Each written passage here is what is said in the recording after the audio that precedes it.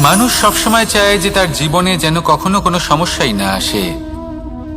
সে চায় তার জীবন যেন শুধুমাত্র শান্তি এবং সুখের দ্বারা পূর্ণ থাকে। কিন্তু এই চাহিদা অনুচিত কিছু নয়। আমরা সবাই এটাই চাই যে জীবনে সুখ থাক, শান্তি থাক।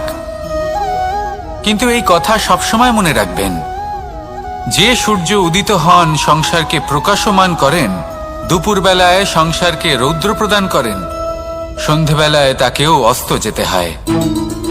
এবার আমাদের জীবন চক্র কিছুটা এরকমই। কোনো কিছুই চিরকাল একরকম থাকে না। কখনো এই নদীকে দেখুন, যা বয়ে চলেছে। এই নদী যা বয়ে চলেছে তার পথেও অনেক বিপদ আসে।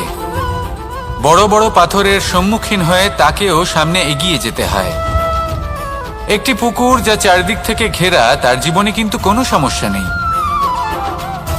কিন্তু এই সংসারে পুকুরের পুজো করা হয় না, পুজো করা হয় নদীকে। মনে রাখবেন, সমস্যার ঊর্ধ্বে তিনি উঠতে পারেন যিনি সমাধি লাভ করেছেন, যিনি এই সংসারেই নেই। যিনি এই সংসারে আছেন এবং জীবিত আছেন, তার জীবনের সমস্যা হলো শ্বাসবায়ুর মতোই গুরুত্বপূর্ণ। আসুন আমার সাথে ভালোবেসে বলুন, রাধা রাধা।